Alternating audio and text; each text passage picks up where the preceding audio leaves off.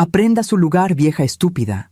Esas fueron las últimas palabras que escuché antes de sentir cómo mis cabellos eran arrancados con tanta fuerza que pensé que mi cuero cabelludo se desprendería. Mi yerno Emiliano me arrastró por el pasillo como si fuera un saco de basura. Mis rodillas golpearon el piso de cerámica fría. Sentí el sabor de la sangre en mi boca. Me arrojó dentro de un cuarto pequeño al fondo de la casa.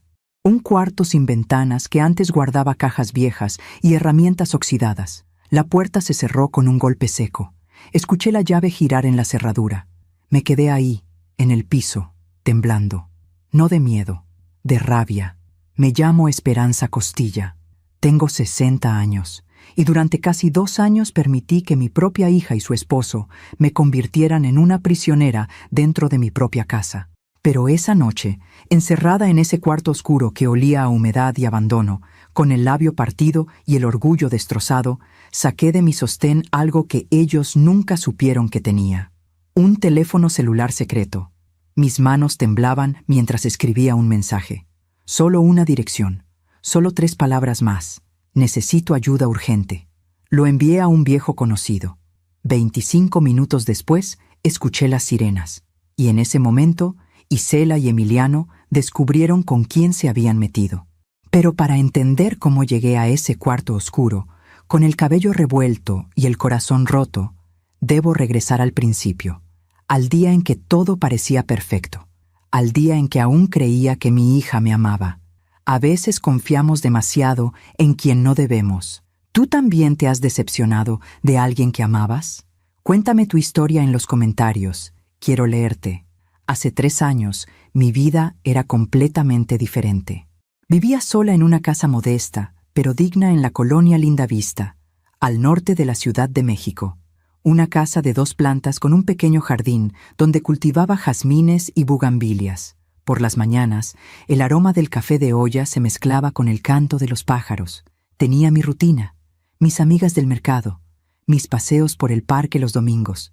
Trabajé durante 35 años como secretaria ejecutiva en una firma de abogados reconocida. No fue una vida de lujos, pero fue una vida honesta.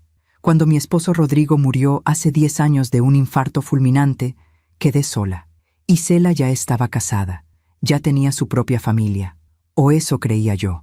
Mi pensión no era millonaria, pero era suficiente.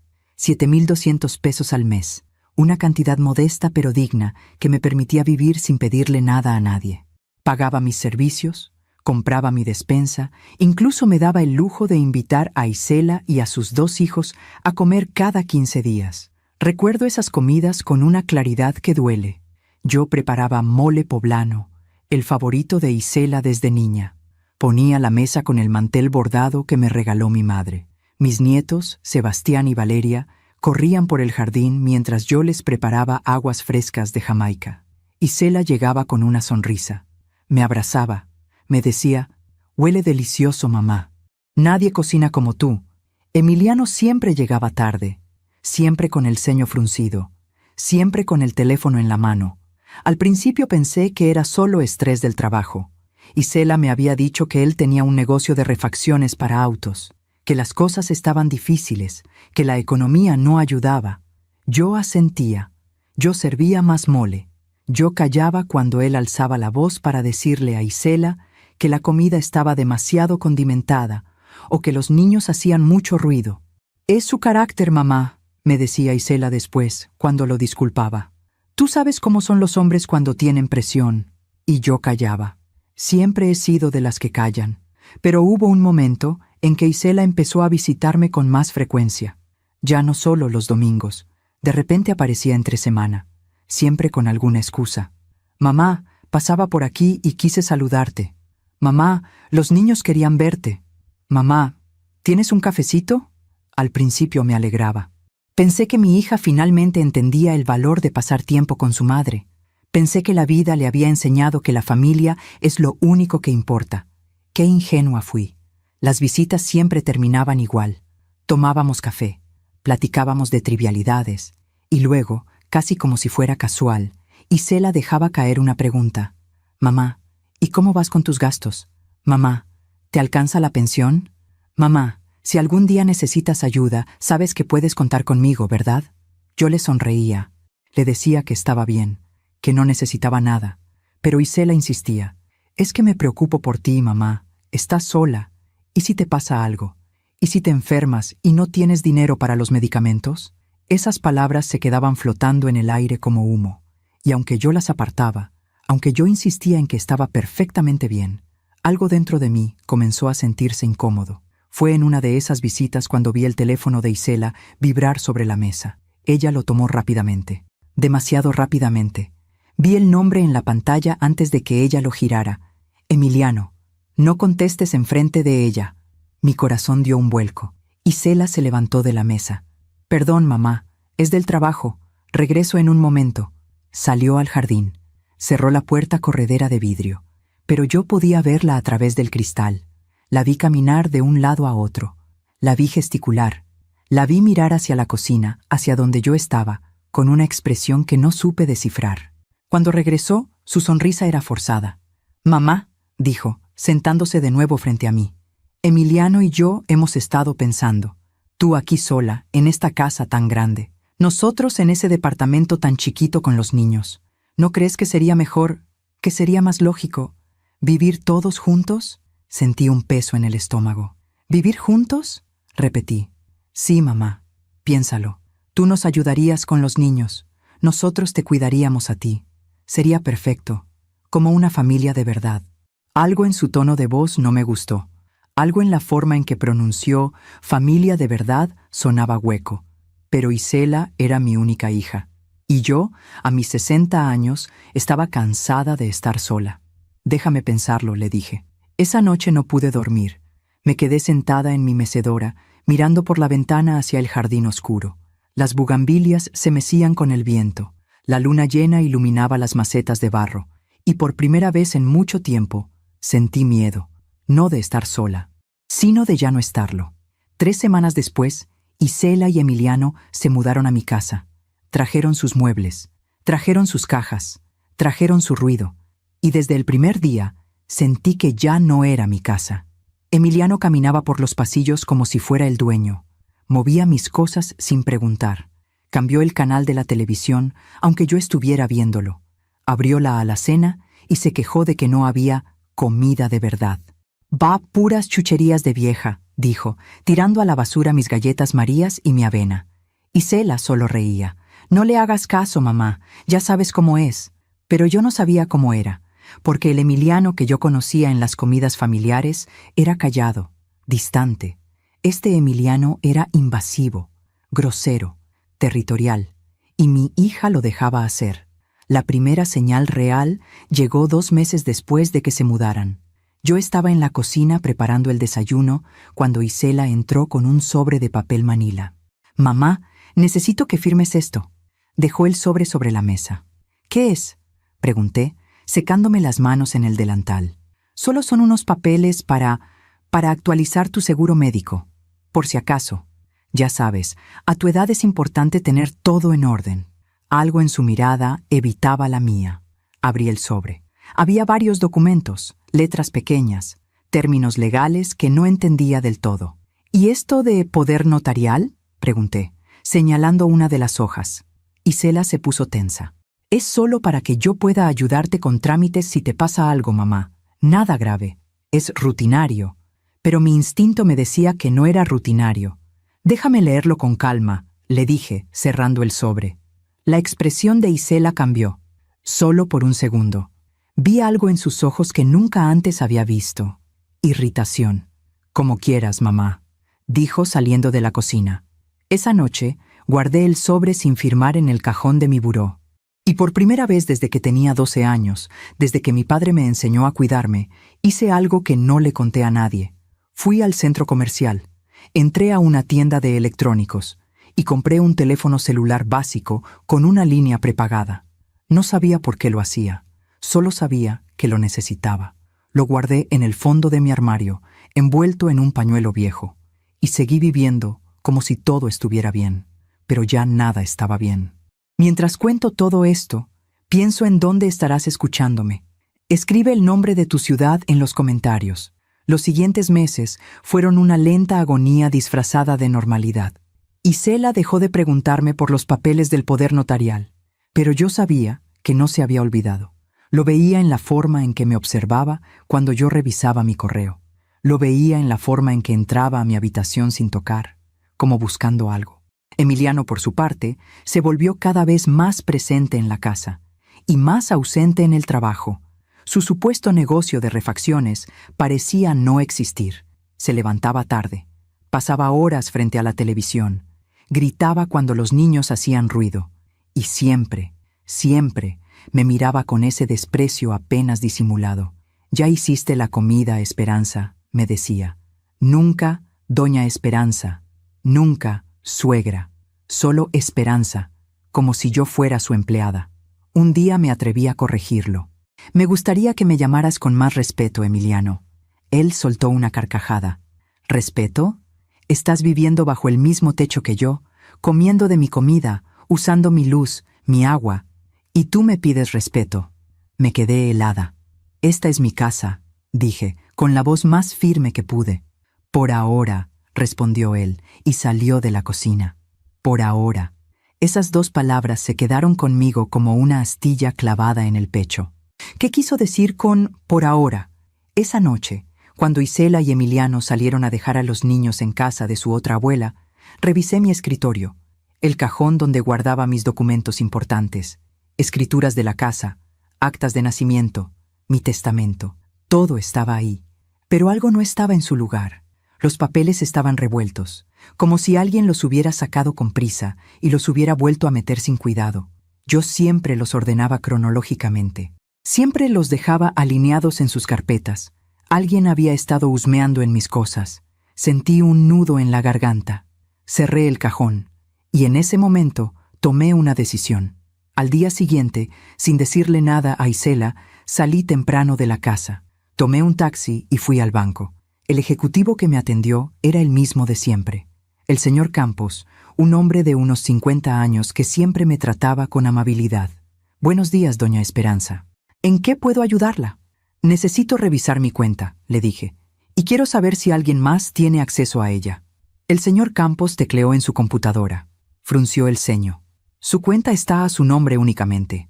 Nadie más tiene acceso. ¿Hay algún problema?» «No», mentí. Solo quería asegurarme. ¿Desea agregar a algún beneficiario? ¿Algún familiar? «No», respondí rápidamente. «De hecho, quiero que nadie pueda hacer movimientos sin mi presencia física aquí en el banco». «¿Es posible?» El señor Campos asintió. «Claro, podemos poner una restricción de seguridad. Cualquier movimiento mayor a 1,000 pesos requerirá su firma y su identificación en ventanilla. Hágalo, por favor». Firmé los documentos necesarios. Y cuando salí del banco, respiré un poco más tranquila. Pero esa tranquilidad duró poco. 2 semanas después, llegó el primer día de depósito de mi pensión. Era día 3 del mes. Siempre llegaba el día 3. 7,200 pesos exactos. Esa mañana, después del desayuno, Isela se acercó a mí con una taza de café en la mano. «Mamá, ya llegó tu pensión, ¿verdad?» Asentí. «Perfecto. Necesito que me des 3,000 pesos». La miré sin comprender. «¿Para qué?» «Para la despensa, mamá. Para los servicios.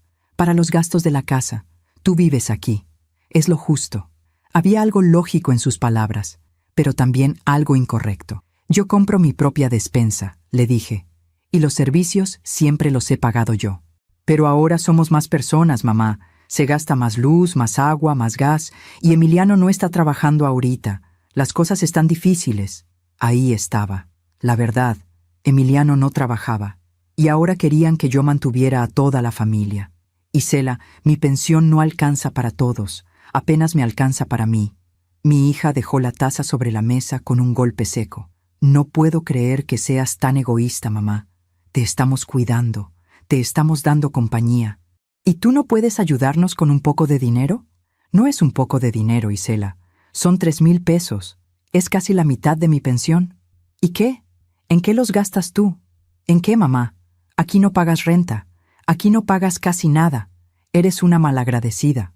Las palabras me dolieron más que cualquier golpe físico. Malagradecida. Mi propia hija me llamó malagradecida en mi propia casa.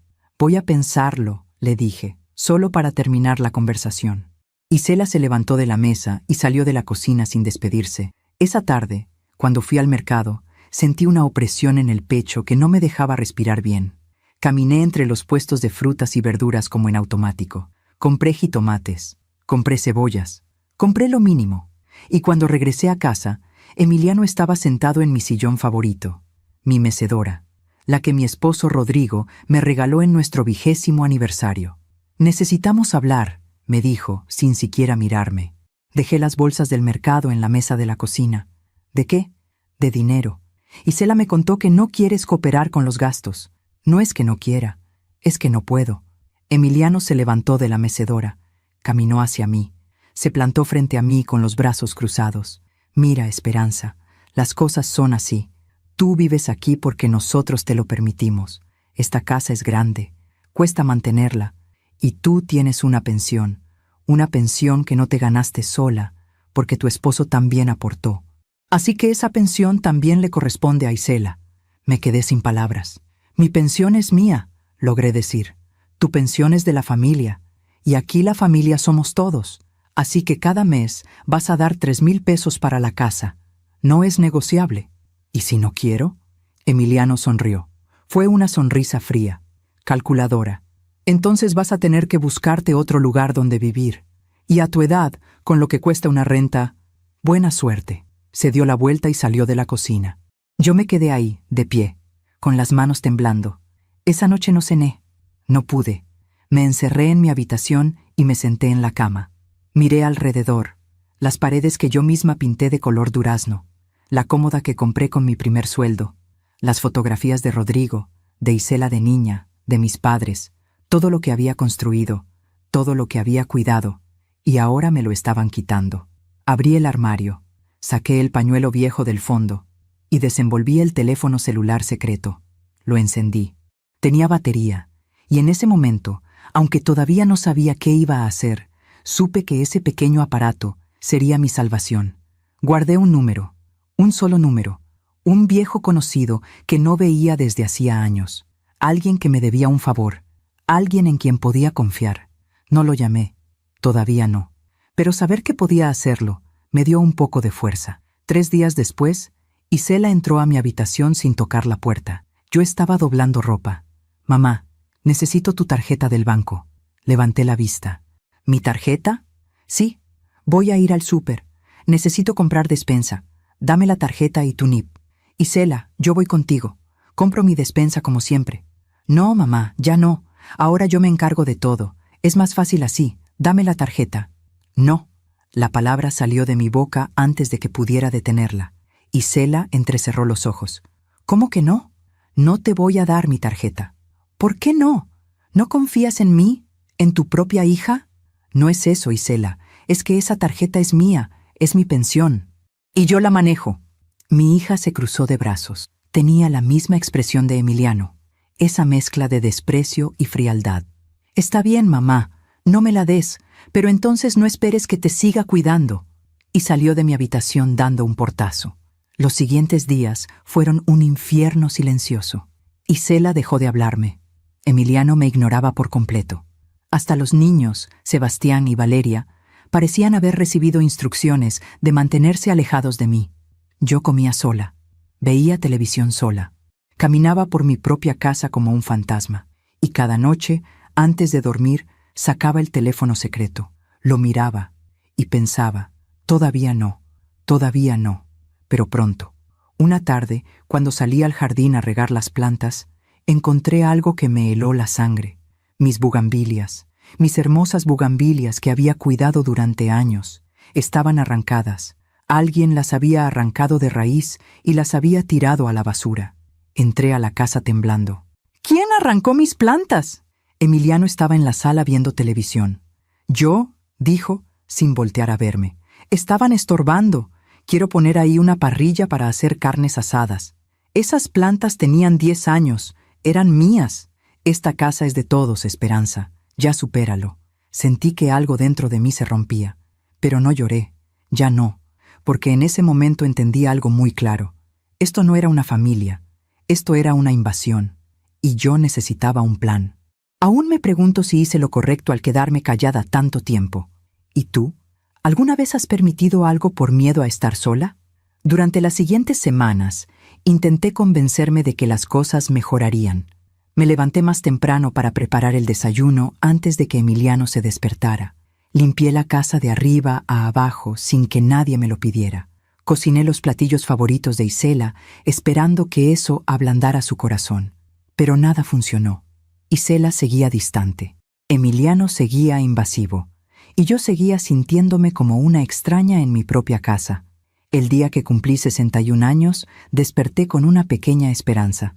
Pensé que tal vez Isela recordaría, que tal vez habría un pastel, una felicitación, algo. Me arreglé con más cuidado que de costumbre.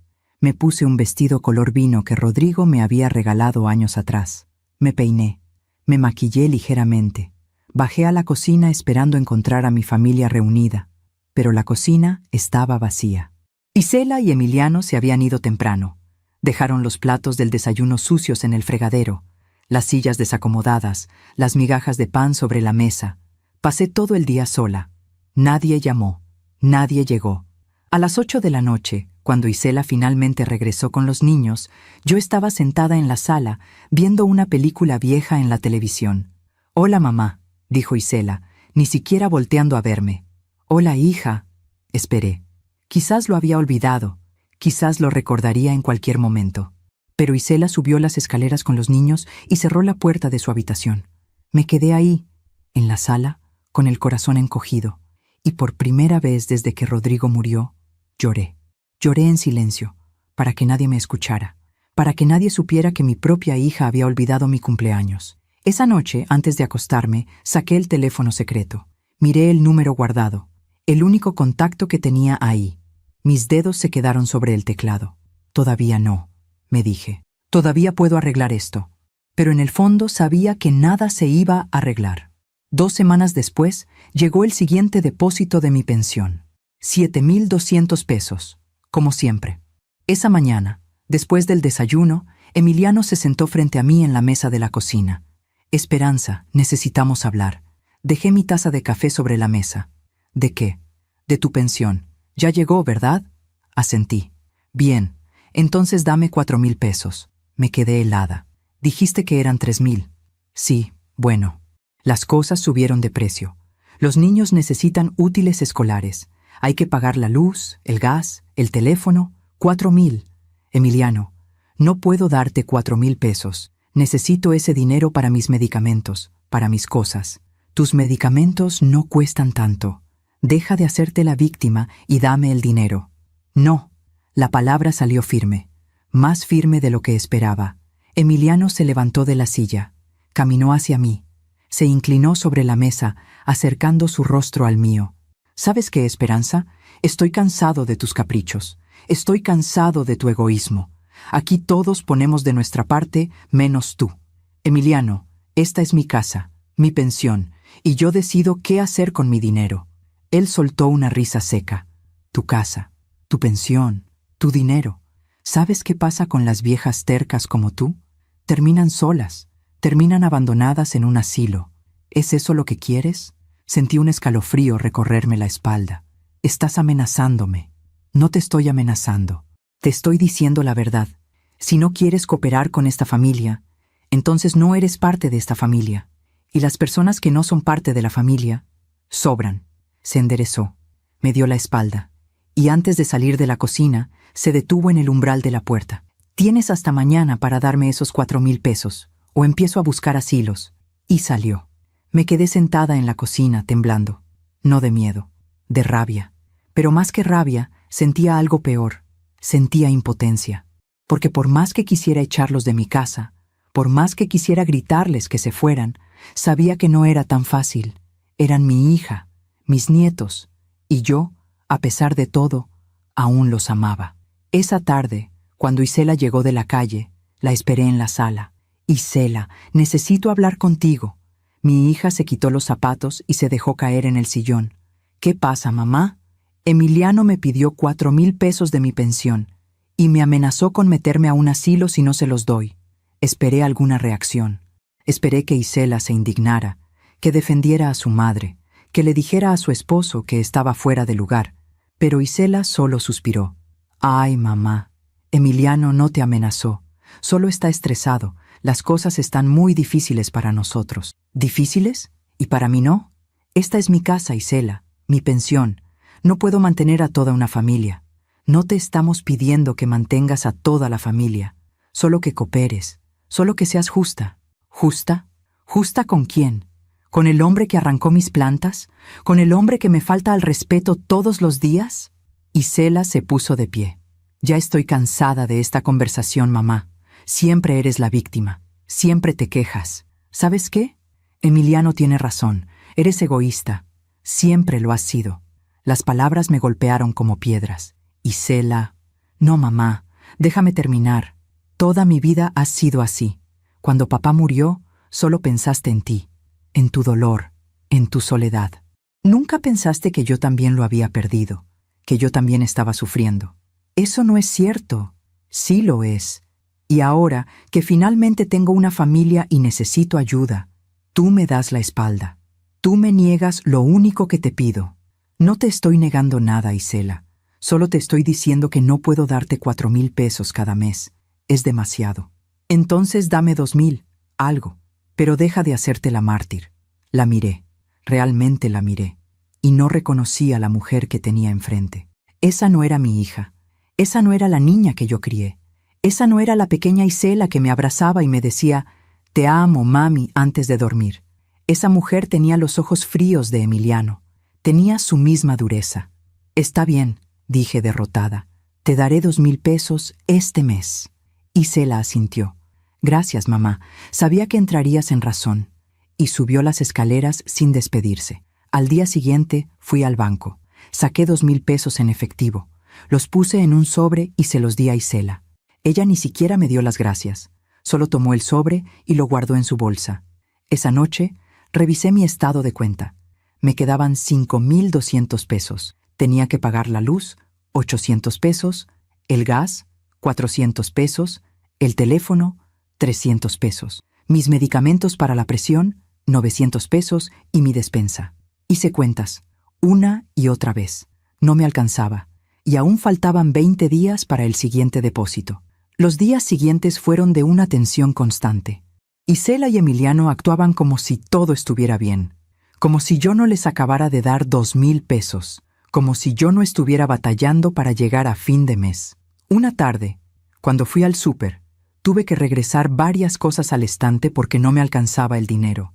La cajera me miró con lástima cuando le pedí que quitara el queso, el jamón y el pollo. ¿Segura, señora?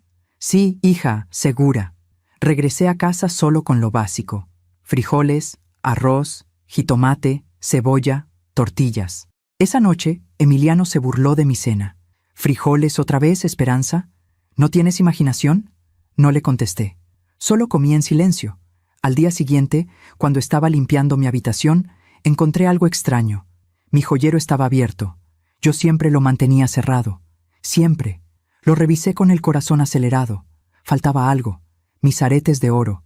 Los que Rodrigo me regaló en nuestro aniversario número 15. Los únicos aretes de valor que tenía. Habían desaparecido. Bajé las escaleras corriendo. ¡Isela! ¡Isela! Mi hija salió de la cocina. ¿Qué pasa, mamá? ¿Por qué gritas? Mis aretes de oro. ¿Los has visto? Isela se encogió de hombros. No, mamá. No sé de qué aretes hablas. Los aretes que tu padre me regaló, los que siempre están en mi joyero, han desaparecido. Pues no sé, mamá. A lo mejor los perdiste. Tú sabes que ya no tienes tan buena memoria. Me quedé helada. Yo no los perdí. Alguien los tomó. Isela me miró con fastidio. ¿Me estás acusando de algo? Yo no dije eso, pero lo estás insinuando. ¿Crees que yo te robé tus aretes? Isela, solo pregunto si los has visto. No, mamá, no los he visto, y me parece muy feo que andes acusando a tu propia familia de robo. Se dio la vuelta y se fue. Yo me quedé ahí, en medio de la sala, sintiéndome más sola que nunca. Subí a mi habitación, cerré la puerta con seguro, y lloré. Lloré por los aretes, lloré por el dinero, lloré por mi dignidad, pero sobre todo, lloré porque finalmente entendí algo. No estaba perdiendo mis cosas por descuido, me las estaban robando. Y cuando saqué el teléfono secreto esa noche, ya no pensé todavía no. Pensé pronto, muy pronto. Mientras cuento todo esto, pienso en dónde estarás escuchándome. Escribe el nombre de tu ciudad en los comentarios. El mes siguiente llegó mi pensión como siempre, 7,200 pesos. Pero esta vez algo era diferente. Esta vez yo estaba preparada. Fui al banco el mismo día del depósito. Llegué temprano, antes de que abrieran las tiendas del centro. Me senté en la banca de la entrada y esperé. Cuando el señor Campos llegó, me saludó con su amabilidad de siempre. «Buenos días, doña Esperanza. Qué temprano por aquí». «Buenos días. Necesito hablar con usted. Es importante». Me hizo pasar a su escritorio. Cerró la puerta de la oficina. «¿Qué sucede?» Respiré profundo. Necesito que me explique algo. Si alguien quisiera sacar dinero de mi cuenta sin que yo esté presente, ¿podría hacerlo? El señor Campos frunció el ceño. No, doña Esperanza. Como le expliqué hace unos meses, pusimos restricciones en su cuenta. Cualquier movimiento requiere su presencia física y su identificación. ¿Por qué lo pregunta? ¿Tiene alguna sospecha? Sí, creo que mi familia está tratando de acceder a mi dinero. El señor Campos asintió lentamente. Entiendo. Desafortunadamente, es algo más común de lo que se piensa. Familiares que se aprovechan de adultos mayores. ¿Alguien le ha pedido su tarjeta o su NIP? Sí, mi hija. ¿Y se los dio? No. Bien, manténgalo así. Y si me permite un consejo personal, considere abrir una cuenta de ahorro secreta, una que solo usted conozca, para emergencias. Sus palabras me dieron una idea. ¿Puedo hacerlo ahora? Por supuesto. 30 minutos después, salí del banco con una nueva tarjeta de débito. Una cuenta de ahorro completamente independiente a mi pensión. Había transferido 2,000 pesos a esa cuenta. Dinero que nadie sabía que existía. Guardé la tarjeta en el lugar más seguro que se me ocurrió, dentro de una caja de avena en la alacena de mi habitación. Nadie revisaría ahí. Cuando regresé a casa, Emiliano estaba esperándome en la sala. ¿Dónde estabas? Fui al banco. ¿Al banco? ¿Para qué? Para sacar dinero. Emiliano extendió la mano. Dame 3,000 pesos. ¿3,000? ¿El mes pasado acordamos 2,000? Las cosas cambiaron. Los niños necesitan uniformes nuevos. Dame 3,000. Sentí que la sangre me hervía. No te voy a dar 3,000 pesos, Emiliano. Su expresión se endureció. ¿Cómo dijiste? Que no. Ya te di 2,000 el mes pasado. No puedo seguir dándote más. Emiliano se levantó del sillón. Caminó hacia mí con pasos lentos y calculados. Escúchame bien, vieja. Tú no decides nada en esta casa. Aquí yo mando. Y si yo te digo que me des 3,000 pesos, ¿me los das? Esta es mi casa, dije, aunque mi voz temblaba. Y tú no mandas nada aquí. Por un momento pensé que me iba a golpear. Vi la rabia en sus ojos. Vi cómo cerraba los puños. Pero entonces apareció Isela en las escaleras. ¿Qué pasa aquí? «Tu mamá no quiere cooperar», dijo Emiliano, sin quitarme los ojos de encima. Isela bajó las escaleras. Se colocó junto a su esposo, los dos frente a mí. «Mamá, dame el dinero». «Isela, no puedo seguir dándoles dinero todos los meses. Mi pensión no alcanza». «Entonces vende algo». Me quedé sin aliento. «¿Qué venda algo?» «Sí, mamá. Esta casa está llena de cosas viejas que no usas. Vende la vajilla de porcelana de la abuela, vende los cuadros. Vende lo que sea, pero consigue el dinero. Isela, esa vajilla es de mi madre. Es lo único que me queda de ella. ¿Y qué? ¿Vas a dejar que tu familia pase necesidades por un plato viejo? No podía creer lo que estaba escuchando. Ustedes no están pasando necesidades. Emiliano simplemente no quiere trabajar. El golpe llegó tan rápido que no lo vi venir. Emiliano me dio una bofetada. No fue fuerte. No me tiró al piso. Pero el impacto emocional fue devastador. Me llevé la mano a la mejilla. Sentí el ardor. Sentí las lágrimas brotando. «¡Emiliano!», gritó Isela, pero no lo gritó por indignación. Lo gritó por miedo. Miedo a que yo hiciera algo.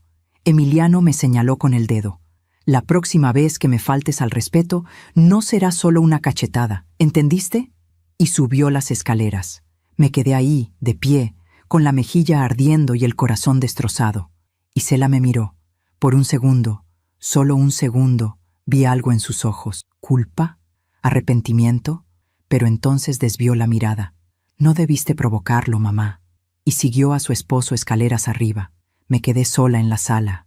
Y en ese momento, algo dentro de mí se rompió definitivamente. Subí a mi habitación. Cerré la puerta con seguro. Saqué el teléfono secreto. Mis manos temblaban mientras escribía un mensaje. Hola, soy Esperanza. ¿Te acuerdas de mí? Necesito tu consejo. Es urgente. Lo envié. 3 minutos después llegó la respuesta. Claro que me acuerdo de ti, Esperanza. ¿Qué sucede? ¿Estás bien? Empecé a llorar mientras escribía. No, no estoy bien. Necesito ayuda. Dime qué necesitas, lo que sea. Por ahora solo necesito saber que puedo contar contigo. ¿Puedo? Siempre has podido. Avísame cuando estés lista para hablar. Estaré aquí. Guardé el teléfono. Limpié mis lágrimas. Y por primera vez en meses sentí que no estaba completamente sola. Los días siguientes fueron de un silencio tenso. Emiliano no volvió a pedirme dinero, pero su presencia era cada vez más agresiva. Azotaba puertas, gritaba a los niños, miraba mis cosas con un desprecio que me helaba la sangre. Una tarde, cuando salí a comprar pan, regresé y encontré mi habitación abierta. Entré con el corazón acelerado. Todo estaba revuelto. Mis cajones abiertos, mi ropa tirada en la cama, mi joyero volcado. Habían estado buscando algo. Revisé rápidamente. La caja de avena seguía en su lugar. La tarjeta secreta estaba a salvo. El teléfono secreto también. Pero mi anillo de bodas había desaparecido. El anillo que Rodrigo me puso en el dedo hace 42 años. El anillo que nunca me quité, ni siquiera cuando él murió. El anillo que me quitaba solo para bañarme y que guardaba en una cajita de terciopelo. Había desaparecido. Bajé las escaleras furiosa. ¡Isela! ¡Emiliano! Los encontré en la cocina. ¿Quién entró a mi habitación? Isela levantó la vista de su teléfono. ¿De qué hablas? Mi habitación está revuelta. Alguien entró, y mi anillo de bodas desapareció. Emiliano se encogió de hombros. Yo no fui. Yo tampoco, mamá, dijo Isela. A lo mejor lo perdiste. No lo perdí, me lo robaron, y sé que fueron ustedes. Emiliano se levantó de la silla. Cuidado con lo que dices, Esperanza. ¿O qué? ¿Me vas a golpear otra vez? Si es necesario. Isela se puso de pie. Ya basta, los dos. Mamá, nadie te robó nada. Estás paranoica. Estás inventando cosas. No estoy inventando nada. Primero fueron mis aretes. Ahora es mi anillo. ¿Qué sigue? ¿Van a vender toda mi casa mientras yo duermo? Isela soltó una risa seca. No seas ridícula. Pero algo en su mirada me confirmó lo que ya sabía. Ellos tenían mi anillo. Y lo habían vendido. Esa noche no pude dormir. Me quedé acostada en la cama, mirando el techo, pensando en todo lo que había perdido. Mis aretes, mi anillo, mi dignidad, mi paz y lo peor, mi hija, porque la mujer que vivía en mi casa ya no era Isela, era una extraña con su rostro. Al día siguiente decidí hacer algo que nunca pensé que haría. Fui a una notaría. Le pedí al notario que me explicara cómo funcionaban las herencias, cómo funcionaban los testamentos, qué pasaba si alguien te robaba. El notario, un hombre de unos 60 años con anteojos gruesos, me escuchó con atención. Señora, si usted sospecha que sus familiares la están despojando de sus bienes, puede tomar medidas legales, puede desheredarlos, puede proteger su patrimonio. ¿Cómo? Primero, necesitamos documentar todo, cada robo, cada amenaza, cada agresión. Segundo, necesitamos testigos. ¿Hay alguien que pueda dar fe de lo que está viviendo? Pensé en mis vecinas, en la señora Remedios que vivía en la casa de al lado, en don Arturo que vendía tamales en la esquina, pero me daba vergüenza contarles. No, mentí. El notario asintió.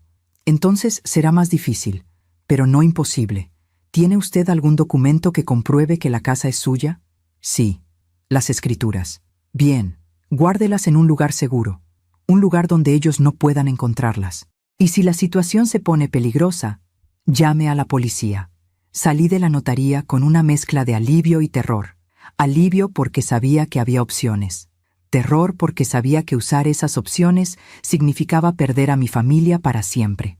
Esa tarde, cuando regresé a casa, encontré a Isela esperándome en la sala. «Mamá, ¿dónde estabas?» Salí a caminar. ¿A caminar? ¿A dónde? Al parque. Isela entrecerró los ojos. ¿Solo al parque? Sí, Isela, solo al parque. ¿Por qué me interrogas? Porque Emiliano te vio salir de una notaría. Sentí que el piso se abría bajo mis pies. ¿Me estaban siguiendo? No te estábamos siguiendo. Emiliano pasaba por ahí y te vio. ¿Qué estabas haciendo en una notaría, mamá? Pensé rápido. Estaba preguntando por mi testamento. Quiero actualizarlo. ¿Actualizarlo? ¿Por qué? Porque soy una mujer de 61 años, Isela. Es normal que tenga mis cosas en orden. Isela se cruzó de brazos. ¿Y qué vas a poner en ese testamento? La miré directo a los ojos. Eso es asunto mío. Mi hija apretó la mandíbula. Está bien, mamá. Guárdate tus secretos. Pero te advierto algo. Si estás pensando en desheredarme, te vas a arrepentir. ¿Me estás amenazando?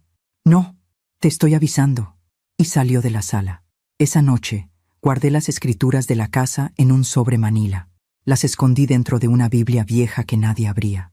La Biblia la puse en el estante más alto de mi closet, detrás de unas cajas de zapatos, y saqué el teléfono secreto. Escribí otro mensaje. Creo que pronto voy a necesitar tu ayuda de verdad. ¿Sigues ahí? La respuesta llegó en segundos. Aquí estoy. Dime qué necesitas y cuándo lo necesitas. Pronto. Te avisaré pronto. Guardé el teléfono, y por primera vez en mucho tiempo, sentí que tenía un plan. Un plan para salir de esto. Un plan para recuperar mi vida. Pero antes de poder ejecutarlo, las cosas se pusieron mucho peor. 3 días después, llegó el cobrador de la luz. Tocó a la puerta. Yo abrí. Buenos días, señora. Vengo a dejar el recibo de la luz. Me entregó el papel. Lo abrí. 3,200 pesos. Me quedé helada. Debe haber un error. Mi recibo nunca pasa de 800 pesos. No hay error, señora. Hubo un consumo excesivo este bimestre. Pero eso es imposible. El cobrador se encogió de hombros. Es lo que marca el medidor. Si tiene alguna duda, puede llamar a la compañía. Se fue. Yo me quedé ahí, con el recibo en la mano, sintiendo cómo la rabia crecía dentro de mí. Entré a la casa. Fui directo a la sala, donde Emiliano estaba viendo televisión. ¿Qué es esto?, le dije, mostrándole el recibo. Él ni siquiera volteó a verme. El recibo de la luz. 3,200 pesos, Emiliano. ¿Qué hicieron? ¿Dejaron todas las luces prendidas las 24 horas? No sé de qué hablas. Claro que sabes. Este recibo está inflado, y sé que fue a propósito. Ustedes están tratando de quebrarme económicamente para que les dé más dinero. Emiliano finalmente me miró. Y sonrió. Esa sonrisa fría y calculadora que ya conocía. Paga el recibo, Esperanza, o nos cortan la luz. Y si nos cortan la luz, los niños no van a poder hacer su tarea. ¿Quieres eso? Esto es tu culpa. Pruébalo. No pude, porque no tenía pruebas.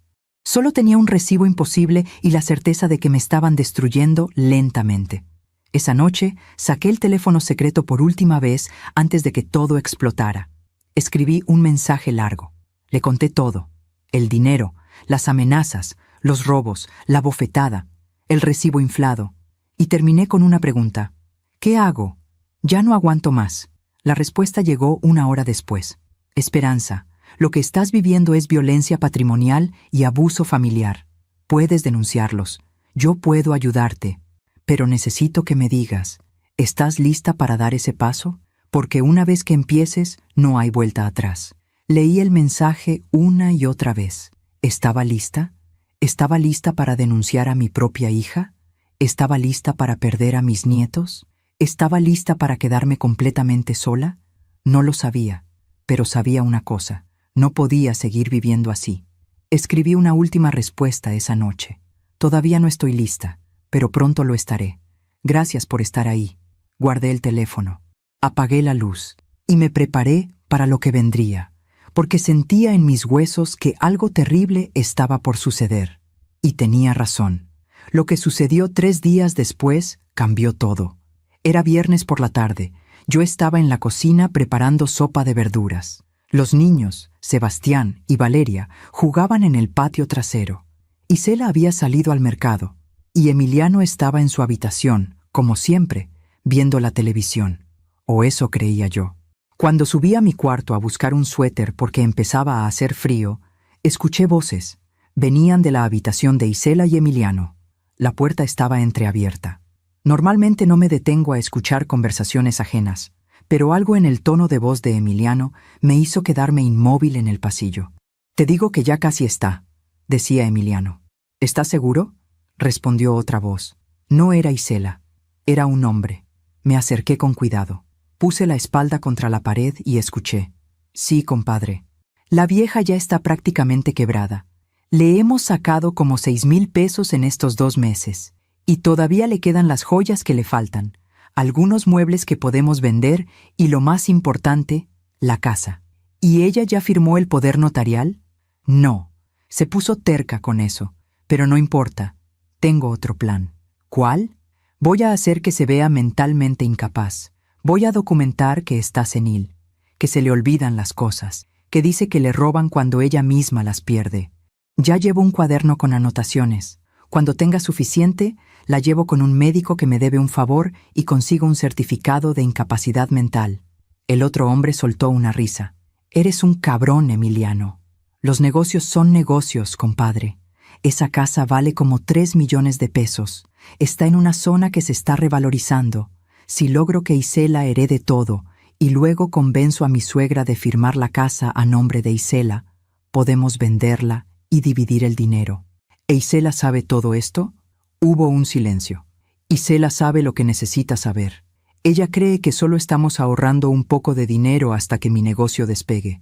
No sabe que ya vendí sus aretes y su anillo. No sabe que estoy inflando los recibos para sacarle más dinero. Y definitivamente no sabe que planeo vender esta casa en cuanto sea legalmente posible. ¿Y si la vieja se da cuenta?». «No se va a dar cuenta. Y si se da cuenta, ya es demasiado tarde. Además, ¿a quién le va a decir? No tiene amigos, no tiene familia. Está sola, completamente sola». Sentí que las piernas me temblaban. Me alejé de la puerta con cuidado. Bajé las escaleras sin hacer ruido. Entré a mi habitación, cerré la puerta con seguro y me dejé caer en la cama. No podía respirar. Todo era mentira. Todo era una trampa. Emiliano nunca tuvo intención de convivir como familia. Nunca tuvo intención de cuidarme. Desde el principio, desde el primer día que se mudaron a mi casa, su único objetivo era despojarme de todo. Y lo peor de todo, Isela lo sabía. Tal vez no sabía los detalles. Tal vez no sabía sobre las joyas vendidas o los recibos inflados, pero sabía que me estaban usando, sabía que me estaban robando, y no hizo nada para detenerlo. Me quedé acostada en la cama, mirando el techo, sintiendo cómo todo mi mundo se desmoronaba. Pensé en Rodrigo, en lo que él diría si estuviera vivo, en cómo me protegería, en cómo echaría a Emiliano de la casa a patadas, pero Rodrigo no estaba, y yo estaba sola. Completamente sola. Saqué el teléfono secreto. Mis manos temblaban tanto que apenas podía escribir. «Necesito verte. Urgente». Descubrí algo grave. La respuesta llegó en 2 minutos. «¿Dónde y cuándo?». «Mañana, en la cafetería del parque, a las 10 de la mañana. Ahí estaré». «¿Estás en peligro ahora?». «No lo sé, pero tengo miedo. Si sientes que estás en peligro inmediato, llámame. Al número que te di. No importa la hora. ¿De acuerdo?». «De acuerdo». Guardé el teléfono, y esa noche no pude dormir. Cada ruido me sobresaltaba. Cada paso en el pasillo me hacía pensar que venían por mí. Cada crujido de la casa me hacía imaginar lo peor. A las 3 de la madrugada, escuché que alguien intentaba abrir la puerta de mi habitación. La manija se movió. 1 vez, 2 veces. Luego, silencio. Me quedé congelada en la cama, sin atreverme a respirar. Minutos después, escuché pasos alejándose. Al día siguiente, desperté con ojeras y el corazón acelerado. Esperé a que Isela y Emiliano salieran. Le habían dicho a los niños que los llevarían a casa de la otra abuela. En cuanto se fueron, me arreglé rápidamente. Me puse un suéter, tomé mi bolsa y salí de la casa. Caminé rápido hacia el parque. Sentía que alguien me seguía, aunque cuando volteaba no había nadie. Llegué a la cafetería a las 10 en punto, y ahí estaba él, comandante Julián Ortega. Nos habíamos conocido hace 20 años, cuando yo trabajaba en la firma de abogados. Él era un joven policía que venía a presentar reportes. Yo le ayudé en un caso complicado, dándole acceso a documentos que necesitaba. Desde entonces, mantuvimos una amistad respetuosa. Con el tiempo, Julián ascendió. Se convirtió en comandante, y ahora era el jefe de policía del sector. Me vio entrar y se levantó de la mesa. Me saludó con un abrazo. Esperanza, hace años que no nos veíamos. Lo sé, Julián.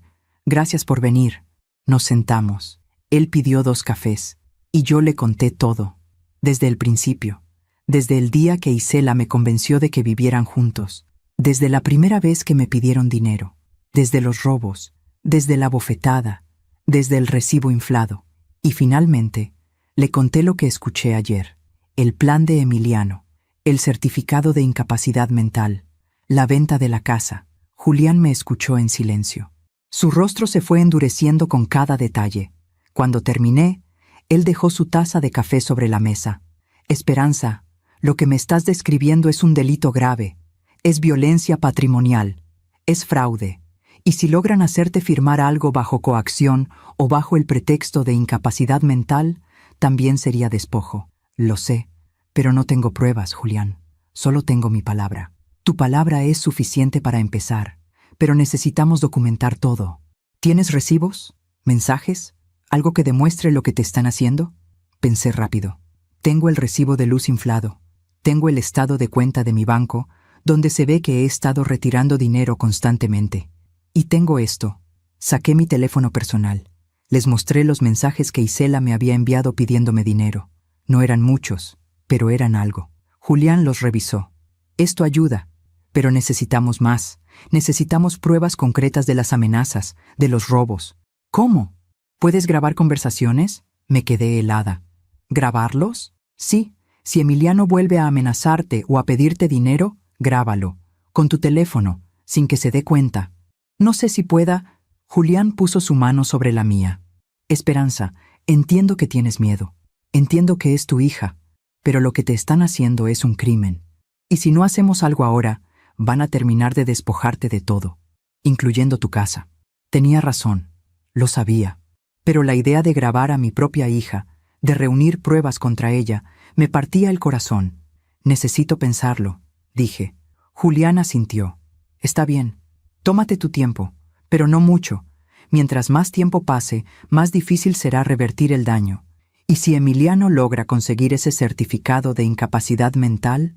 No terminó la frase. No hizo falta. Nos despedimos con otro abrazo. Ten mi número en marcación rápida, me dijo Julián antes de irse. Si pasa algo, si sientes que estás en peligro, llámame. Llegaré en minutos. Asentí, y regresé a casa con el corazón pesado. Cuando llegué, Isela y Emiliano ya habían regresado. Estaban en la sala, discutiendo en voz baja. En cuanto me vieron entrar, se callaron. «Hola, mamá», dijo Isela con una sonrisa forzada. «¿Dónde estabas?» «Fui a caminar al parque». «¿Al parque? ¿Sola?» «Sí, Isela. Sola. ¿Algún problema?» Emiliano me miró con desconfianza. «¿Con quién hablaste en el parque?» Sentí un escalofrío. «¿Cómo sabes que hablé con alguien?» «Te vi», dijo Emiliano. «Te vi entrando a la cafetería. ¿Con quién estabas?» Me quedé helada. ¿Me había seguido? «Con una amiga», mentí. «Una amiga del trabajo de hace años». «¿Qué amiga?» «Emiliano, no tengo por qué darte explicaciones». Él se levantó del sillón. «Sí tienes que dármelas, porque estás actuando muy raro últimamente, saliendo a escondidas, guardando secretos». «No estoy guardando secretos». «Sí lo estás. Y sé que estás planeando algo». «¿Y planear algo? ¿De qué hablas?» Emiliano caminó hacia mí. Se detuvo a centímetros de mi cara. «Te vi salir de la notaría la semana pasada. Te vi en el parque hoy. Sé que estás buscando ayuda. Sé que quieres echarnos de aquí. Esta es mi casa, Emiliano. Puedo echarlos cuando yo quiera». Él sonrió. Esa sonrisa que ya me daba pesadillas. «No puedes, porque tengo derechos como inquilino, porque Isela es tu hija, y porque si intentas algo, voy a demostrar que estás loca, que estás senil, que no estás en condiciones de tomar decisiones». Ahí estaba, la amenaza que escuché ayer, la misma amenaza, ahora dicha en mi cara. «No estoy loca. Eso lo veremos». Isela se puso de pie. «Emiliano, ya basta». Pero su voz no tenía fuerza, no tenía convicción. Emiliano me dio la espalda. «Cuídate, Esperanza, porque estás jugando con fuego». Y subió las escaleras. Isela me miró. Por un momento vi a mi hija, a la verdadera Isela, a la niña que yo crié. Vi culpa en sus ojos, vi arrepentimiento, pero entonces bajó la mirada. Deberías tener más cuidado, mamá. Y me dejó sola en la sala. Subí a mi habitación, cerré la puerta con seguro, saqué el teléfono secreto y escribí un mensaje a Julián. Me amenazó. Me dijo que va a demostrar que estoy loca, que va a quitarme todo. Necesito ayuda. La respuesta llegó inmediatamente. Empieza a grabar todo, cada conversación, cada amenaza, y mantén ese teléfono bien escondido. Voy a hablar con un juez conocido mío. Vamos a preparar una orden de protección preventiva, pero necesito pruebas. Lo haré. Y Esperanza, si la situación se pone violenta, no dudes en llamarme, día o noche. ¿De acuerdo? De acuerdo. Guardé el teléfono. Esa noche, cuando todos dormían, bajé a la cocina. Necesitaba agua. Necesitaba aire. Y fue ahí, en la cocina oscura, donde vi algo que me heló la sangre. Sobre la mesa había un folder con el logo de un hospital psiquiátrico. Lo abrí con manos temblorosas. Dentro había documentos, formularios y una carta dirigida a un doctor. Estimado doctor Mendoza, le escribo para solicitar una evaluación psiquiátrica para mi suegra, la señora Esperanza Costilla, de 61 años. En los últimos meses hemos notado un deterioro cognitivo considerable. Olvida dónde pone las cosas y luego nos acusa de robarle. Tiene episodios de paranoia. Cree que la estamos vigilando o persiguiendo. Su comportamiento se ha vuelto errático e impredecible. Adjunto un registro de incidentes que he documentado en los últimos 2 meses. Solicito una evaluación completa para determinar si es necesario iniciar un proceso de interdicción por incapacidad mental. Atentamente, Emiliano Vargas Torres. Mis manos temblaban tanto que el papel se caía. Ya lo había hecho. Ya había iniciado el proceso. Ya había fabricado evidencia de que yo estaba loca, y ese registro de incidentes que mencionaba era el cuaderno del que habló por teléfono. Un cuaderno lleno de mentiras. Saqué mi teléfono personal. Con manos temblorosas le tomé fotografías a todos los documentos, a la carta, a los formularios, y guardé todo exactamente como estaba. Subí a mi habitación. Le envié las fotos a Julián por el teléfono secreto. Su respuesta llegó en minutos. Esto es oro, Esperanza. Es prueba de intento de fraude. Mañana a primera hora voy con un juez. Vamos a detener esto. ¿Qué hago mientras tanto? Actúa normal. No dejes que sepan que encontraste esto. Y mantente alerta. Si Emiliano sospecha que descubriste su plan, puede volverse violento. Está bien. Esperanza, aguanta un poco más. Ya casi terminamos con esto. Esa noche no dormí. Me quedé despierta, sentada en mi cama, con el teléfono secreto en una mano y la fotografía de Rodrigo en la otra. Ayúdame, amor, susurré. Ayúdame a salir de esto. Y mientras la noche avanzaba, mientras escuchaba los sonidos de la casa durmiendo, supe que se acercaba el final. Un final que sería doloroso, un final que sería necesario, pero un final al fin, porque ya no podía seguir viviendo así. Ya no podía seguir siendo prisionera en mi propia casa. Y aunque me doliera el alma, aunque me destrozara el corazón, sabía lo que tenía que hacer. Sabía que tenía que luchar, aunque esa lucha significara perder a mi hija para siempre. Aún me pregunto si hice lo correcto. ¿Y tú?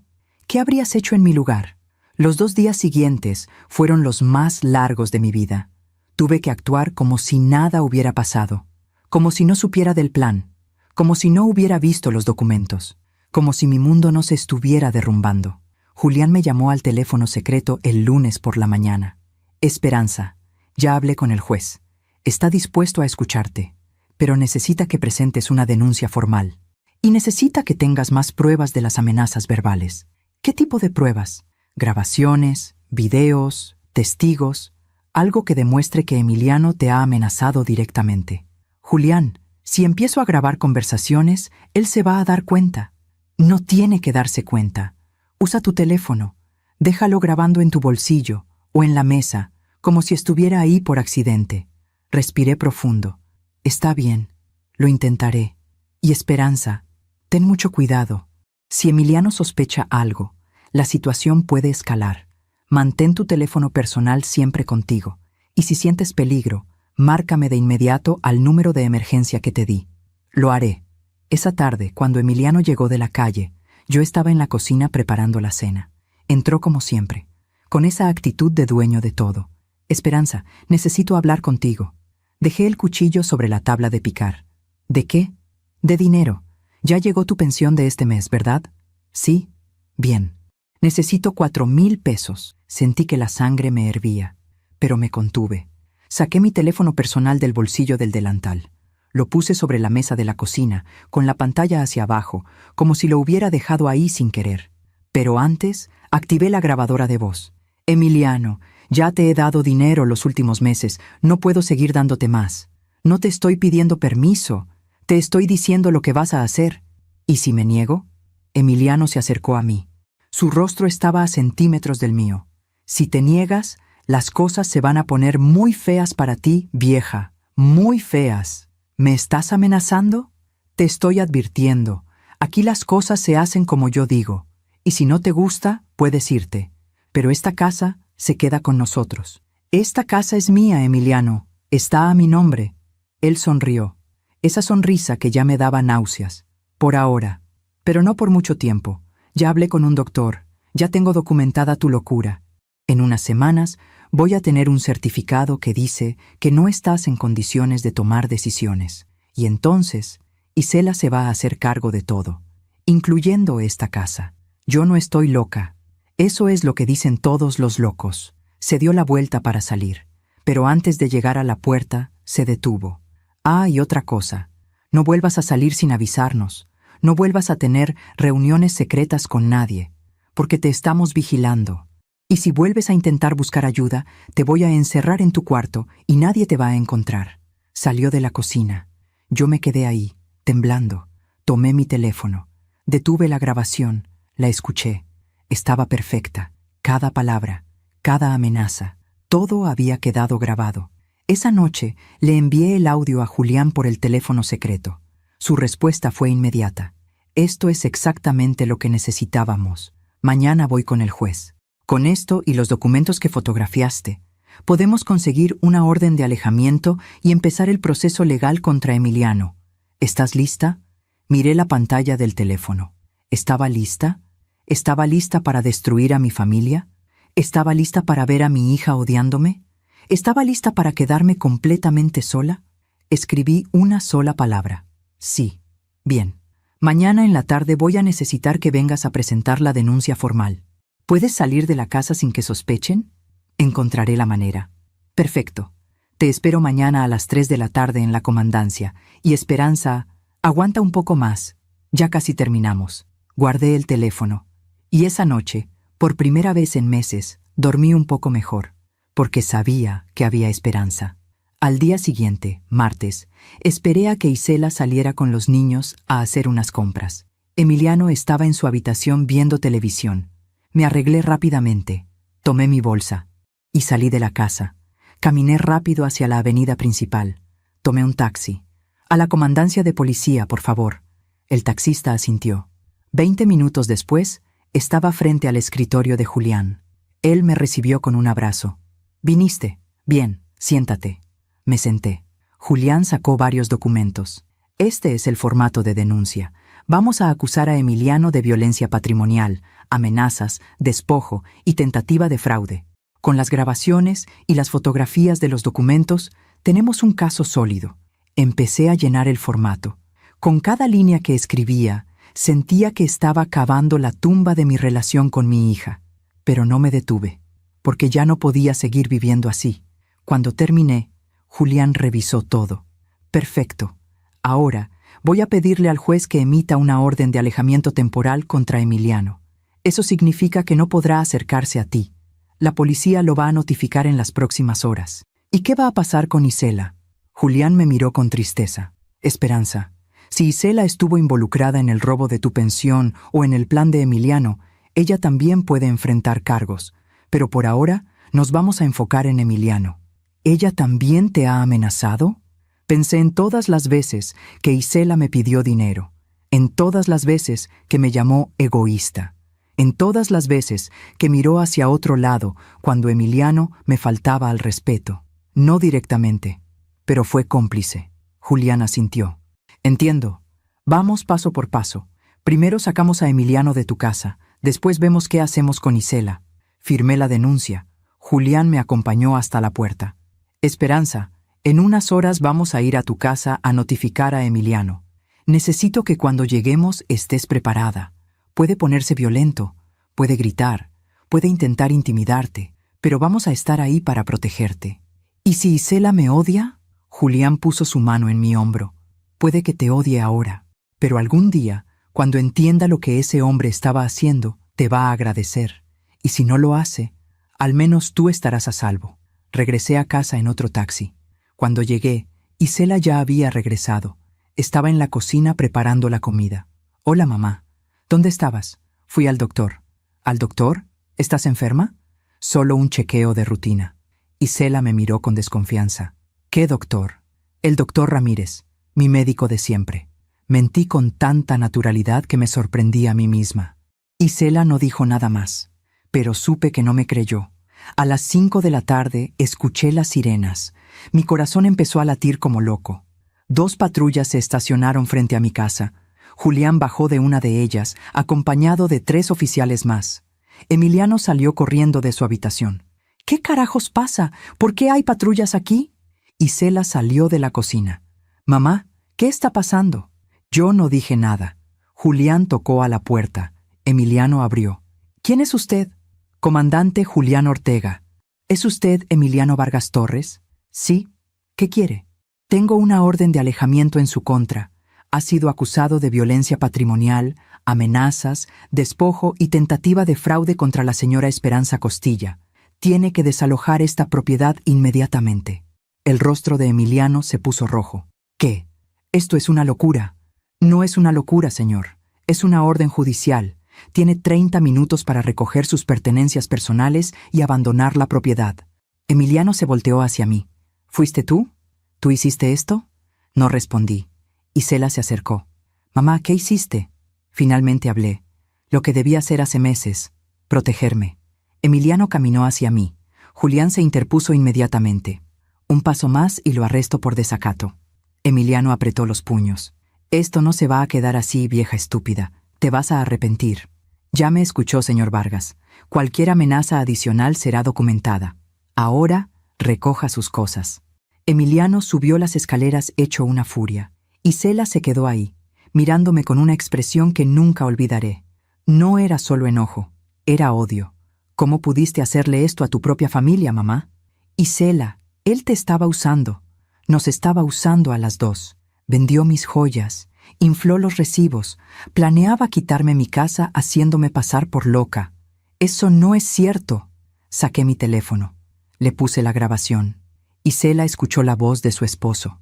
Cada palabra, cada amenaza.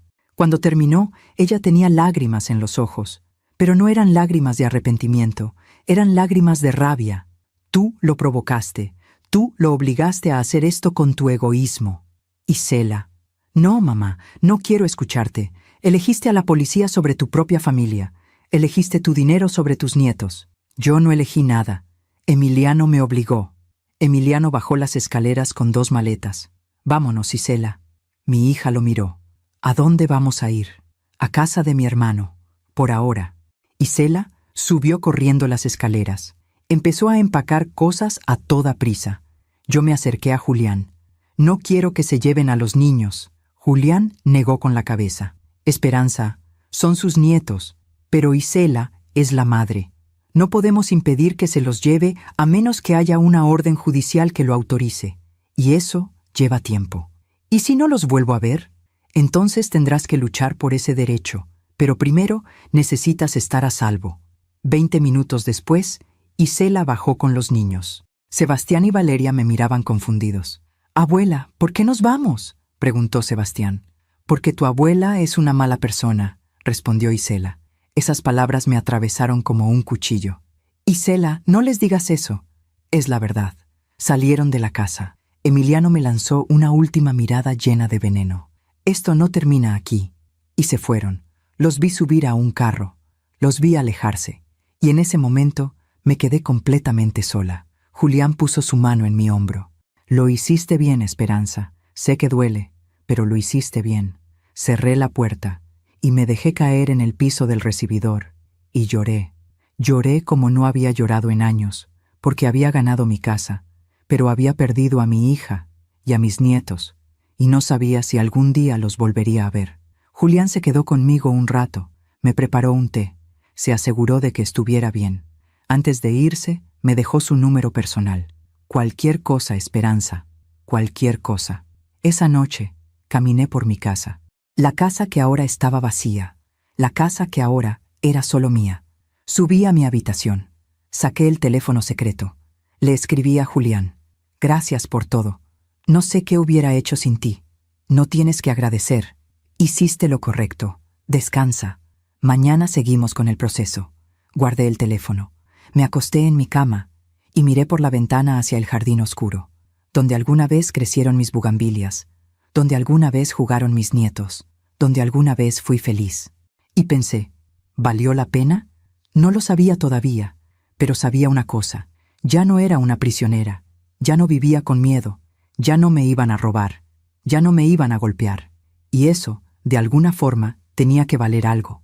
Los primeros días después de que se fueron extraños. La casa estaba en silencio, un silencio que no había experimentado desde que ellos se mudaron.